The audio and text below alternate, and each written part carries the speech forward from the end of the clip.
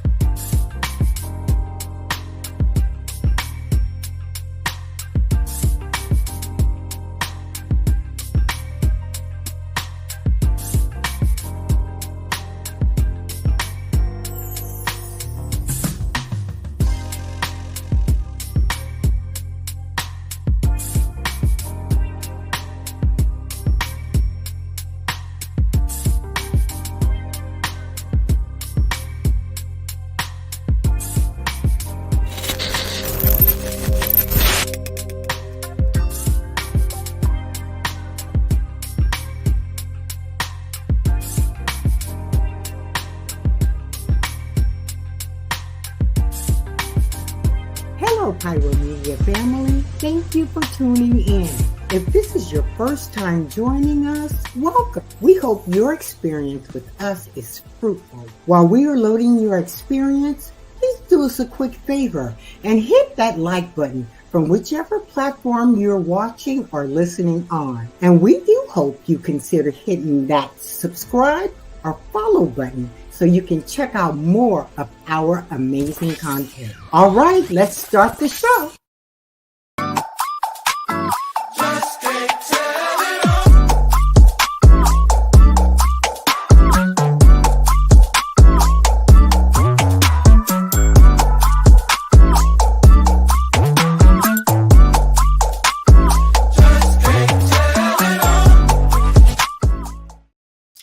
What's up, family? Welcome to another edition of Conversations with Clergy. I'm your boy, Dr. Donta Morrison, and I am excited to be here. I love doing these talks. I love having these dialogues, and I love having you join me for this discussion because I'm passionate about the Black church. I'm also passionate about sexual health, and marrying those two together can sometimes be a tedious job, but somebody's got to do it, and who better than your boy? So listen, just know that Conversations with Clergy is a part of the HVTN faith-based initiative, otherwise the HIV Vaccine Trials Network. And the HIV Vaccine Trials Network is a phenomenal organization that does a lot of education when it comes to vaccine research, vaccine implementation, all that kind of stuff. So I know you're looking like vaccines. I know you're shaking your head and like, nah, miss me on that one. But science is important. Science helps us get a lot of stuff done. Science helps us overcome a lot of stuff. So listen, don't spit on the vaccine research and don't spit on the vaccinologists,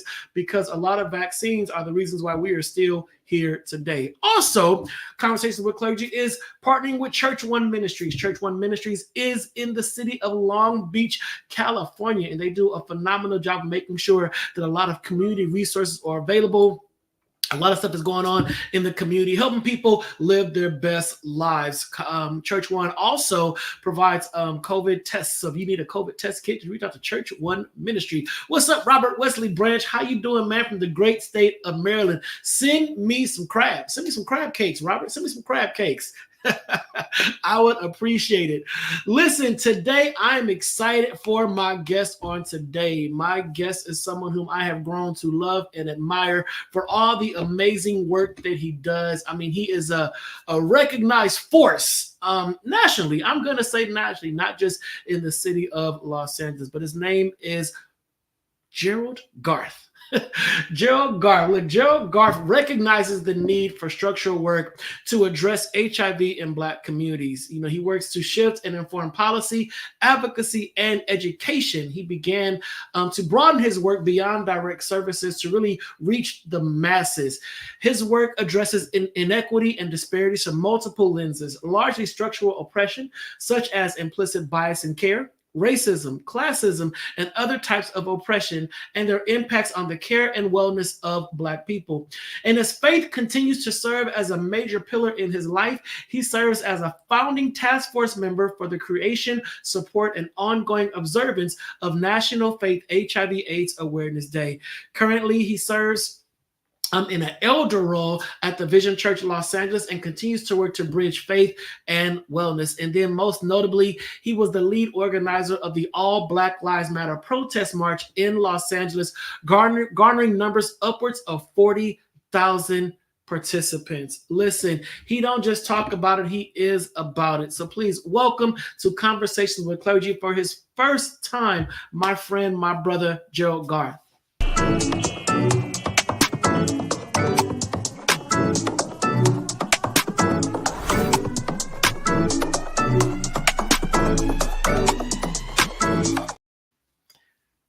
What's up, bro? I'm great. Good evening. So glad to be here with you. And thank you for that beautiful introduction. Listen, I'll make the people shine now. I was like, who is that? That's me. Okay. It is room for everybody at the table. I'm talking about it. So, Gerald, listen, we got a long way to go and a short time to get there. So I read your bio, and of course, I had to condense it because you've done so many great things, and not just for the LGBT community, for the Black community and people as a whole. So is there anything that I missed that you just feel is necessary and important to add to the conversation? No, I think that was great, and not necessarily anything to miss, but just something to amplify. I mean, you mentioned it so well in the work that you do, and I just celebrate you as well. It's really looking at the layers of humanity and how we show up, and that faith is such a core part of our humanity. And so, when we look at all the approaches to how we are better, making sure that we're looking at those layers is so important. Definitely, and I love it. And what I also most love, hey Robin, how you doing, my brother? How you doing? What I'm down there in Florida, man, I missed you, Rob. Man, I missed you. What I most love, Gerald, is that we both have a love, respect, and admiration for the Black church. And we see it as still a sustainable vehicle for movement and change within the Black community. However, we both can attest to the fact that there needs to be some growth when it comes to how we're doing the work as clergy, because we work as clergy, but also in the community. So we see the disparities firsthand. Oftentimes we see things that the saints happen to overlook because they're not leaving the four walls of the building and getting out there on the block. So I am excited about the fact that we're here having this conversation and really going to shed light on some of the disparities and then just ways to move the needle forward to bridge the gap between science and faith. So let's get into it. You ready? Absolutely. Yes, sir. Let's get it. Here we go. So Kwame, what's the first question we got? So sexual health is important. However, the church fails to address it. Why do you think that is? Oh, yes. So many layers and levels to that. I mean, we talk about sexual health. At the core of that is sex. And the church historically has had a very interesting relationship to sex. And so we talk about sex and how it's been used over the years as a moral compass, as a class system, as a system of oppression. And so there's that sex piece that really has an impact on how it's not addressed. And then also you can't look at sex without looking at sexuality. Right. And so when we talk about human sexuality and not even just the way people love, but the things people do with their bodies being two very different measures and markers, there's a lot of gray and what I say behind the curtain that certainly does not and has not historically allowed the institution of the church to address sexual health. And then more specifically of the Black church, it's been kind of a moray of the institution around sort of keeping certain things, unspoken or behind the curtain or, in the house. And so that's also created a culture of not being able to address sexual health in a way that's most responsive. And one thing that both of us we grew up in the church, and I love we did this workshop sessions a few months ago to try to bridge the gap between the gay and straight Christian or whatnot. And I loved how you talked about you grew up in the church and a lot of those values and traditions still hold true. And I think one thing that we often hear from people, within the LGBTQ plus community is either it's really a fight or flight, and it's throwing the baby out with the bathwater. I'm never going back there again. It scarred me. but there are still some values that we got from the Black church that kind of still navigates our existence. Absolutely. Do you mind just talking about that? Because, when you see Gerald, you don't know what you're going to get from day to day. Right. You really don't. You really don't. You see a suit and tie one day, you got a nice little chiffon some the next day. It's a lot. Or both ends. Right. But you also talked about when you step into the building, there is still a respect you have for that space. So can you just talk about that a little bit before we get to the next question? Absolutely. Yeah, you make me laugh all the time, Dr. Donta, because you're right. I mean, so much of how I have been graced to show up in the world is through this lens of unapologetic expression. And so, being able to show up in that way, and a great deal of that really began with my relationship to the church. And so even as you kind of mentioned, how people have had historic experiences, a great deal of what I've done and, been graced to do in this season has been what I called reconciliation work or representing, so that's the institution. A lot of times there have been individuals who have misrepresented God or misrepresented the principles of the church. And so much of what I've been grateful to do is represent what that looks like. And so, mentioned, values and virtues. That's something I really kind of guide myself with. A lot of times too, there are certain principles that can be weaponized or demonized or, used as control tactics. There's a certain honor and reverence and relationship that comes with the things of God. And so, my own conviction, allows me to show up in the space in a certain way. And, I always encourage folks to lean into your own convictions in the same way. And so I like to base that in what I call virtue and value and not doctrine. I love that. Virtue and value and not just basically who you are. Yeah, because it adds value to me when I can show up in the house, and present a certain way. It's not necessarily a yardstick or a finger wag so much as I find joy being able to, worship in a certain way. And people should really find that for themselves. And that does not negate there still is some trauma from the church that exists. Oh, certainly. And I think that's the part that people miss about me, because they're like, well, I can't believe you still go to the church you go to and yada, yada, yada. I'm like, well, I ain't saying that I forgot about some of the experiences that happened, but I have learned how to navigate through, because it's not really about the building. It's about us internally and how we're able to navigate through certain situations, whether it's in church, out of church, whatever the case may be. So I just want to put that out there, because some folks will say, oh, well, look at these two. They made it over. Well, I ain't clear award. I still have my own traumas that I'm still unpacking daily. Whether I'm going to a traditional church or a progressive ministry is still there.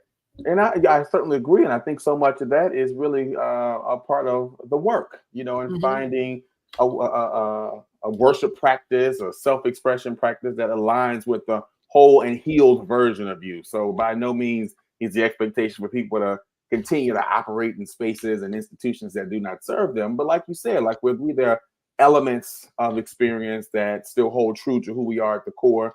I'm really big also into, honoring my lineage. I come from a long line of strong women, specifically women in ministry, and they've had a certain, reverence for God. And when I align myself in a certain way, it keeps me connected to them. And so there are certain things that are worth keeping and certain things that are certainly worth letting go.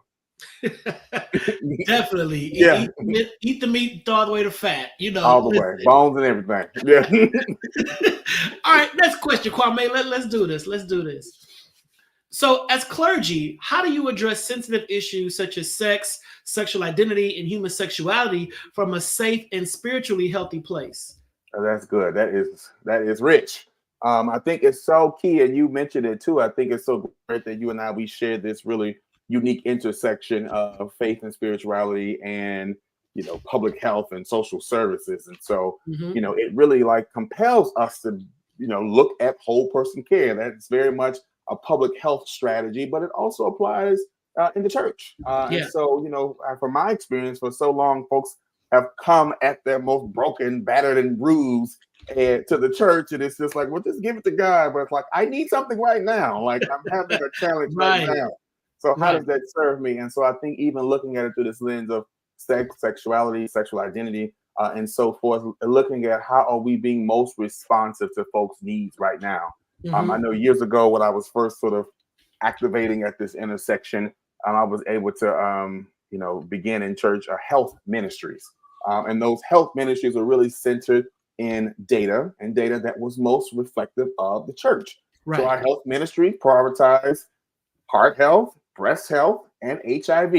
Right. Because that's what the data shows in this house, in this neighborhood. So what it did was it really compelled faith leaders to look at sex through the lens of not only health advocacy, but advocacy in the way in which Jesus was an advocate, specifically for issues he himself did not experience or live. And so what it did was, or what it does rather, is really sort of positions faith leaders and institutions of faith to approach those elements of humanity through a lens of accountability as a faith leader.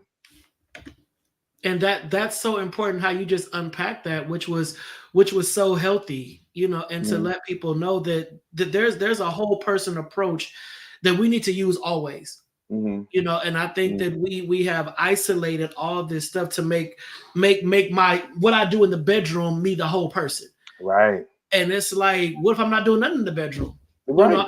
I'm still me, but that should not isolate me from having access to a system that's supposed to be designed to heal and give me the nourishment that I need. Right. And even looking at it through the lens of a village, I often speak to a village, specifically we as Black folks. We are a village people, and so much of how we're at our, the whole version of ourselves is having access to the whole village. Right. And same is the church, So when we isolate and sever, there's multiple passages of scripture that talk about if a thing is cut off from the source, it is dead or dying. Exactly. And so we think about that, as faith leaders and institutions of faith, what are we doing when we isolate people and cut people off from the source?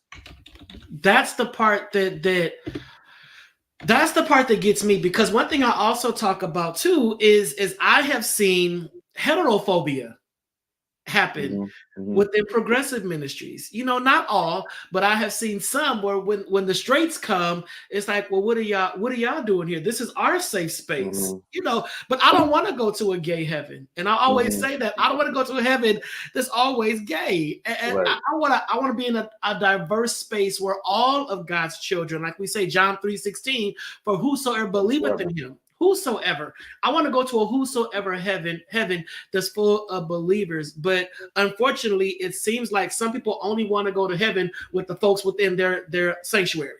Yeah, and a lot of times too, that is such a trauma response. Like you mentioned the heterophobia. I read a quote years ago that says something along the lines of, people within an oppressed group always looks for a group to oppress within itself. And so when we look at sort of the LGBTQ plus space specifically, many of us and many of our individuals in our community, have had to quite literally fight for our lives. And so when we find this space, oftentimes, even subconsciously or otherwise, there becomes this hierarchy / pecking order / sort of survival strategy that really kind of perpetuates the harm and trauma that we've seen in other institutions. So I think it is, like you said, too, such a responsibility that we are not perpetuating systems or cycles of oppression and trauma. And even too, like, we've mentioned a few times, like traditions and values and such, that we're not using those also as tools and weapons of oppression. I laugh, because I think you and me, when we were at the event you mentioned, I had on long sleeves and it was summertime. Like, I ain't seen you in long sleeves in a long time. Right, I was like, I was like, oh, I cover my arms in church. And you were looking like, what? I was like, that's just how I was raised, and this is what I'm going to do. Right. But, again, not so much using that, in that example as a weapon of saying, you got your arms out and look at you. And we find ways to what I call sword fight convictions. And it's like, if God told you to cover your arms, go ahead and cover your arm. But don't worry me about it, because that ain't what God told me. And we should really have that approach, too, when we look at the work more broadly. I agree. I love that to show the diversity of the saints. Mm-hmm. To show the diversity. And I think that's the beauty of being transparent and being honest. Just honestly being honest, because we serve a God that knows all and sees all. Certainly. But then we try to cloak it all up when we go certain places. Uh-huh. And then the minute we get in our car, we putting on the Yin Yang Twins talking about whisper. Right. With your long sleeves on. Yeah, So with your long sleeves on. What's really going on? You threw the tambourine in the back seat, but now it's like, come on, y'all. Right. God sees everything. Right. Be who you are. Keep it 100, and that's And just keep it authentic. that's all Right. I'm talking about. Keep So it 100. you forfeiting the movement for long sleeves, and you missed it. Yeah. Right. I see my boy Leon over there on LinkedIn. What's up, Leon? How you doing? Yes. So we got LinkedIn tuning in. We got Facebook. We got YouTube. And I love the diversity because my LinkedIn squad, them is my, them the ones that have that sit. Oh yeah. LinkedIn is like, real got it. So we see you, Leon. We love you, man. We love you. Yeah, we love you. Let's get one more question before we go to a commercial break. So what message do you have for those who avoid accessing sexual health services out of fear of being judged? Basically, the kids out there are the queens out there, the kings, that's like, I'm not finna go get tested because one, I don't know who works up in there. I don't know who's going to be sitting in the lobby next to me. And I doggone for sure don't want to be seen walking out of a sexual health clinic. What do you say to them? I'd say, depending on what my relationship is to the person, I certainly will say, because sometimes I have to pull the children in close and just really kind of talk to them the way that's gonna get through. But just more broadly, I certainly would encourage folks that you have to do what's best for you. And so when we look at making informed decisions, making decisions and aligning yourself to support that will be of best service to your whole person, you really have to prioritize. You really have to pick what's most advantageous for you. And I would dare say too, knowing that gratefully so, while not universal across in all spaces, there is access in a way that it was not 10, even 5 years ago. So encourage folks to look at how can you connect to services that will be of best support to you. And I'm big into this as well. How can you connect to a trusted messenger or someone who you can help you along the way. Even when we talk about this faith work, so much of where we've seen such great movement through our history is when people are able to say, I can't do this alone. And even in our sexual health journeys, recognizing that you don't have to do it alone. And so one, looking at what resources and access looks like for you as an individual, and then connecting to care and support in a way that serves you.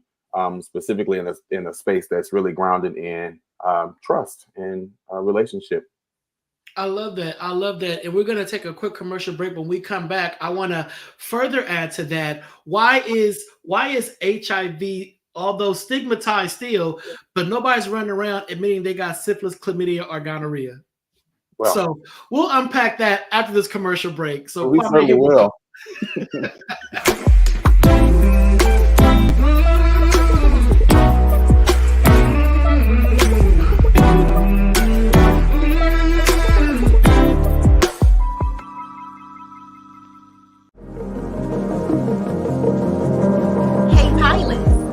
Know that you can now catch the electrifying sounds of Bulletin Flight Radio anywhere you go?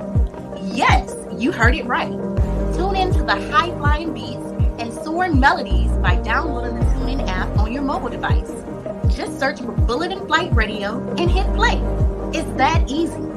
And if you have a smart device like Alexa or Google, just say, hey Google or Alexa, play Bulletin Flight Radio on TuneIn. Experience the rush of adrenaline wherever you are.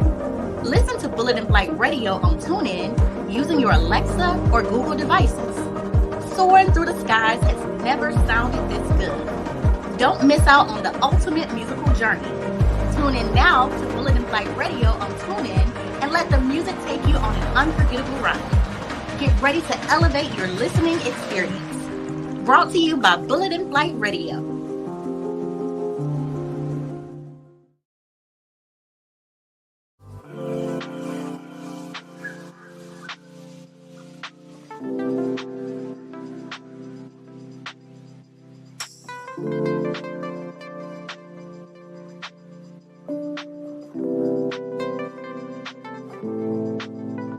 because self-care should be luxurious.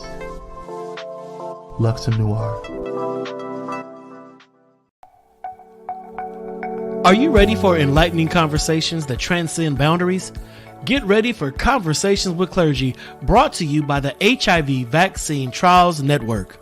In partnership with the world's largest publicly funded international collaboration, the HVTN is dedicated to evaluating vaccines to prevent HIV and COVID-19. But their impact doesn't stop there. The HVTN is at the forefront of advancing vaccinology, social and behavioral sciences, statistics, immunology, and even contributing to the research on tuberculosis and COVID-19 vaccines. By supporting Conversations with Clergy, the HVTN not only brings you thought-provoking discussions, but also contributes to the global effort to combat infectious diseases. Tune in, stay informed, and be a part of the change.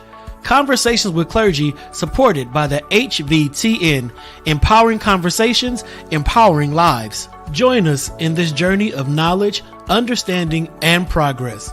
Conversations with Clergy, proudly brought to you by the HIV Vaccine Trials Network, because together we can make a difference.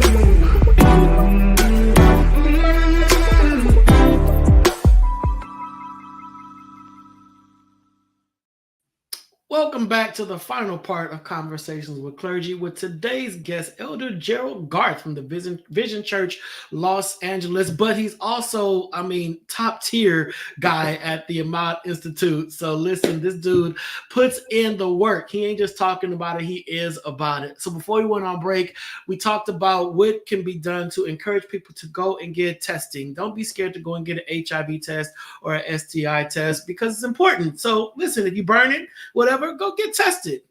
Period. And let me say that I got a phone call last week, and I'm saying this because what most people don't know, a lot of folks still don't know about STDs. They still don't know. I got a call last week from a 20-something-year-old individual that said, I think I have an STD. I'm like, what do you mean you think? Well, a few weeks ago, I had something leaking from the tip, but it stopped. So I'm not sure. I'm like, okay, in your 20 years on earth, have you ever had anything leaking from the tip? Well, no. So why'd you think that was normal? And why'd you wait 2 weeks to give me a call? And I think those kind of situations, it's like we're talking about sexual health. We ain't talking about gay sex, because there's no such thing as gay sex. It's oral, anal, vaginal, period. And I think we need to begin to have more conversations about sex and sexual health to normalize it, because people are still having these back alley situations out of fear of being judged for doing what they really want to do. Mm-hmm. But before we went to break, Gerald, I posed the question, why don't people run around talking about they got syphilis, chlamydia, and gonorrhea? Why is HIV still the ultimate, STD that just everybody feels shame about, but anybody bragging about having syphilis or gonorrhea? Yes, Robert, leaking. Drip, drip, leaking. Like a faucet that won't turn off. Like the faucet in Boys in the Hood that was dripping. Well, to pivot.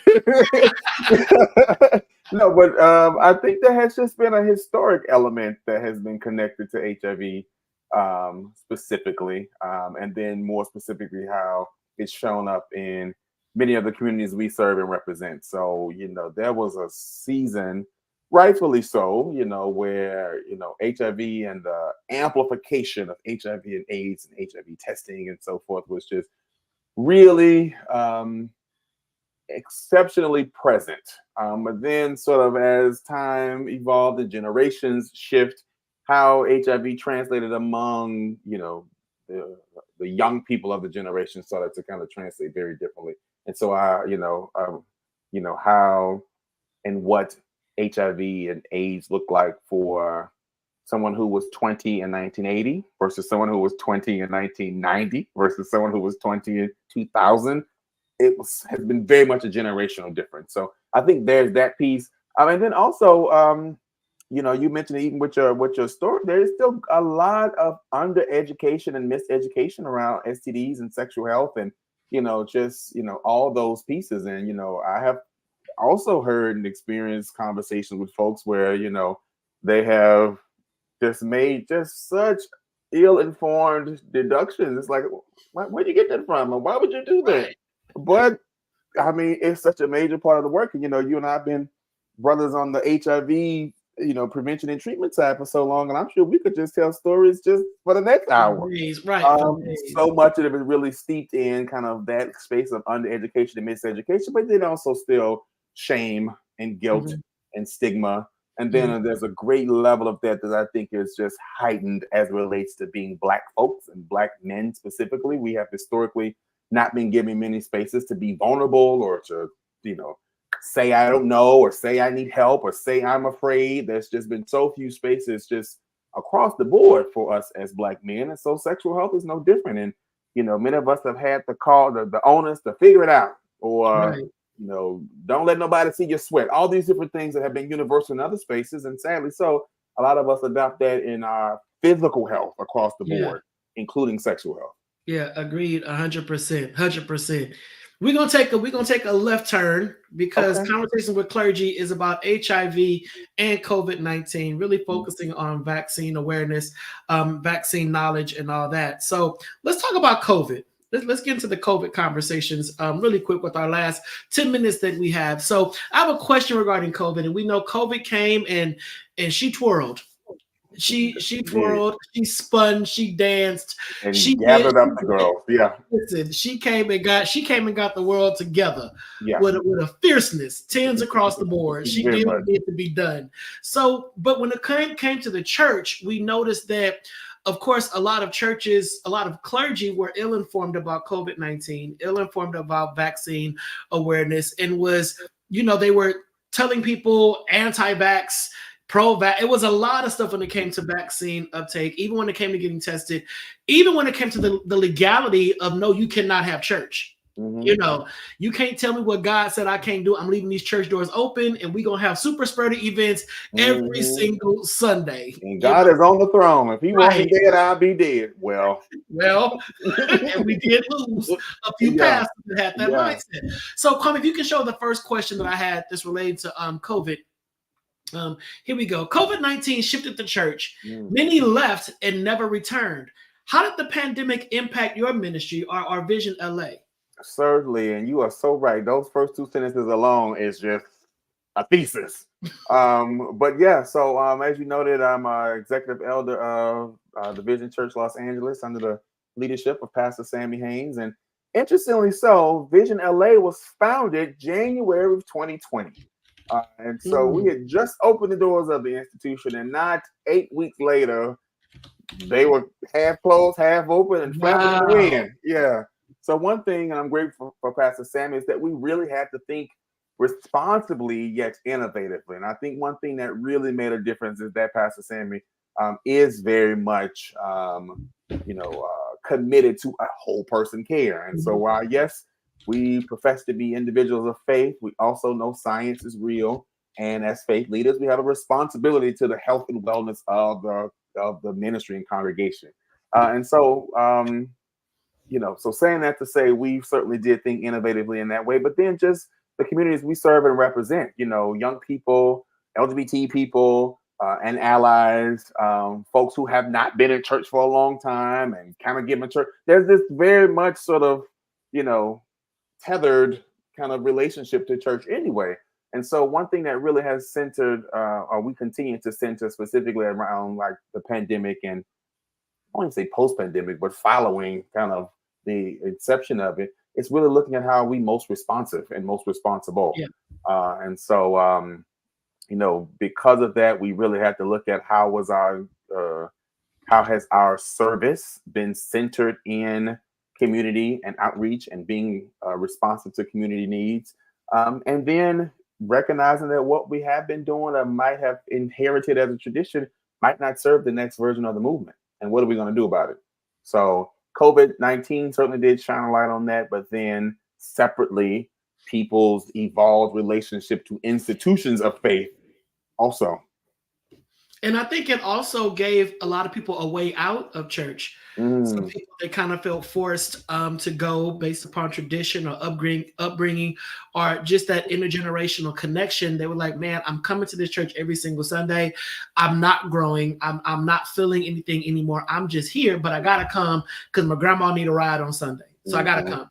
So when the pandemic came and just said no, doors closed, I think a lot of people felt like, oh man, this is amazing. I cannot go to church by law. Yeah. Like legally, I cannot go back. Yeah. So and then like under the shadow of the that tradition piece, but that's still a great deal of, had been for many, a level of sort of guilt or shame of not going to church. And the whole idea, my mother, who's, her biggest fan still, one of our just conversational icebreaker. You went to church Sunday? Like this whole idea is like, I have to go to church so I can tell my mother I went to church when we talk on Sunday evening.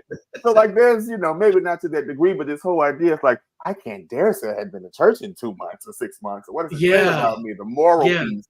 And so like you said, that shift in the culture also kind of shine a light on that. It's like, well, I could watch my YouTube, I could watch my video, or I could neither of those and still have a strong connection to it also challenged a lot of traditionalists to step outside the box and be like, yo, you got to catch up because we're moving at a rapid pace technologically to keep people engaged, and you still have the three deacons kneeling on the pew in the morning, Father Abraham, Isaac, and Jacob, Come before you today. And nothing against tradition. I love tradition. However, we have to stay relevant. And Apostle Douglas just said people realize God lived outside of the building, and that shifted the approach to just church as a whole. Next question, because we got 7 minutes left. I'm watching the clock, Kwame. I'm watching the clock. I want to get fined. How did witnessing a swift turnaround for a vaccine affect your understanding or trust in science? Now, we both have been working in the field of HIV prevention and treatment for years, me decades. And to know that we had COVID come in, and within a year, we had a vaccine. But HIV has been around since the 80s, and we still sitting here like, what's going on? What's happening? So what did that do for you, having that swift turnaround? Yeah, thank you for that. And, like you said, having been closely connected to vaccine science for years and such cure research and all those different things, that certainly added a great deal of context to sort of my experience with the vaccine. But what it did is really amplify what my advocacy looked like as well, specifically in the HIV space, because like you said, as long as I can remember, there's always been, we're working toward a cure, we're working toward a vaccine.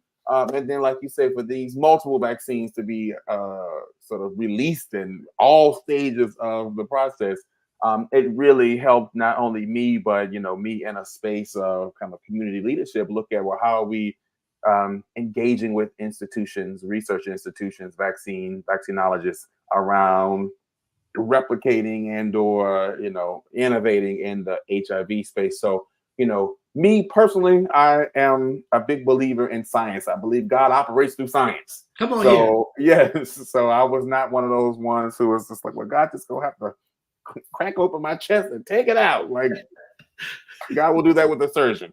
I didn't have resistance to the vaccine, but what it did was help me see the possibilities and really sort of look at what does our strategies of engagement look like in other spaces. I love that. See the possibility. A change is gonna come. Change is gonna come. Change is gonna come. And then Apostle Douglas just did say something that's always been on the forefront of everybody's thoughts.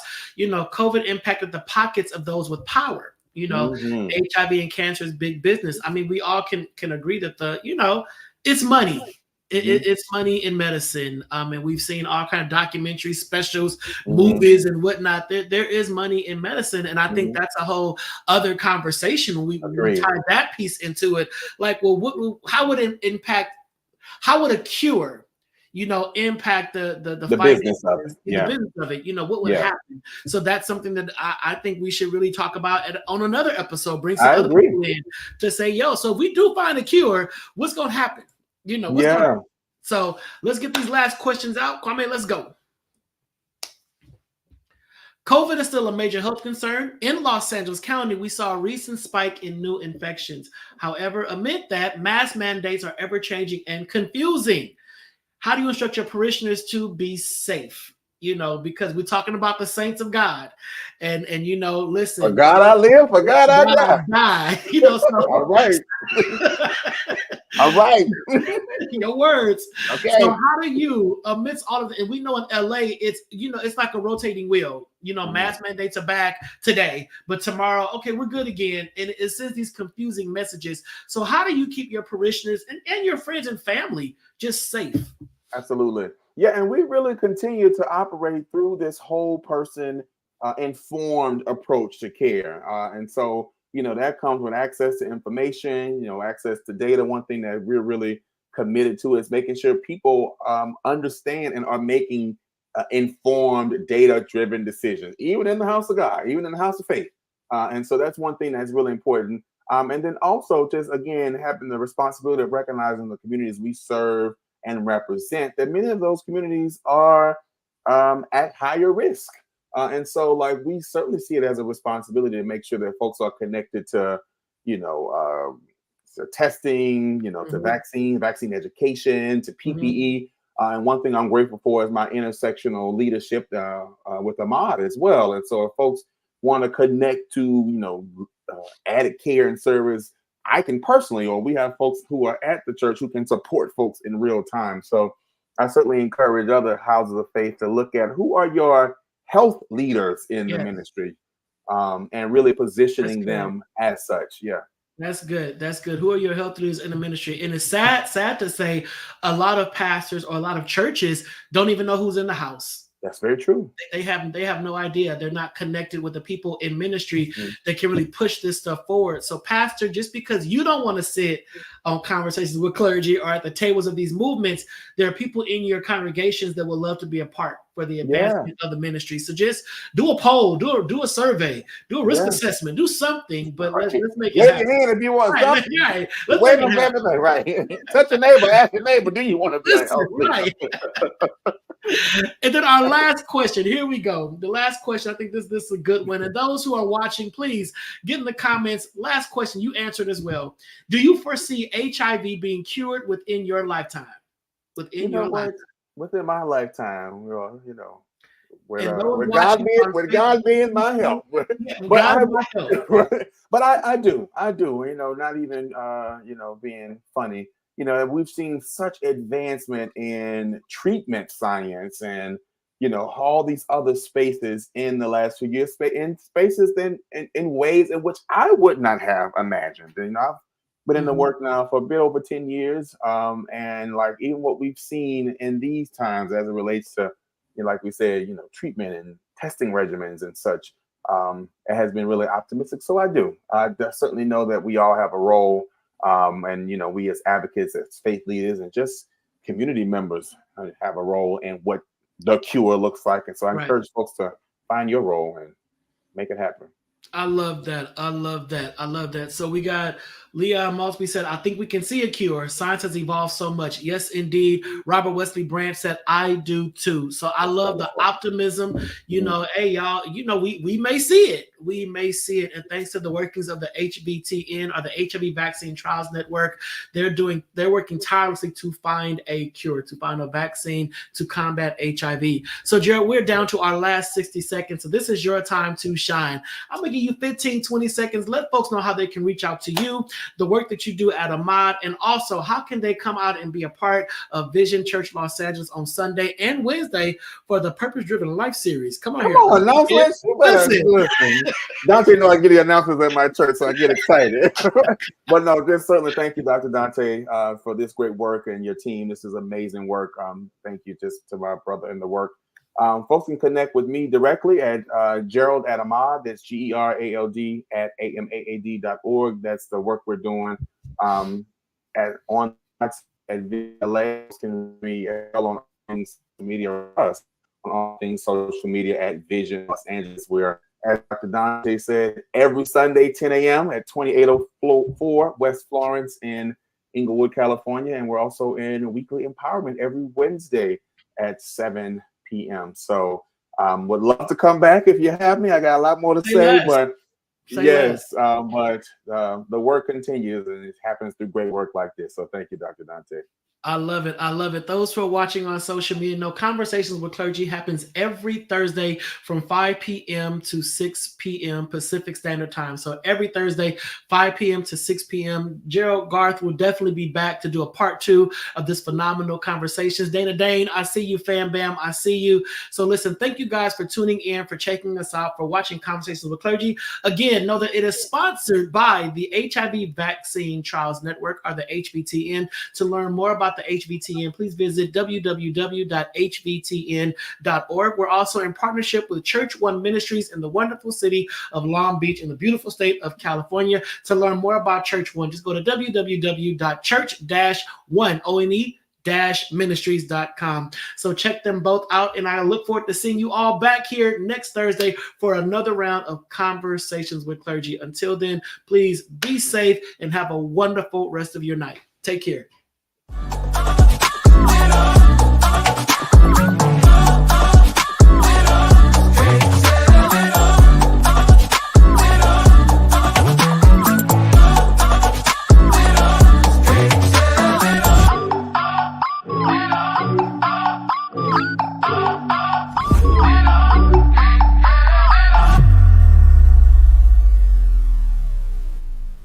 Thank you for watching Pyro Media Network. For more information, please visit pyromedianetwork.com.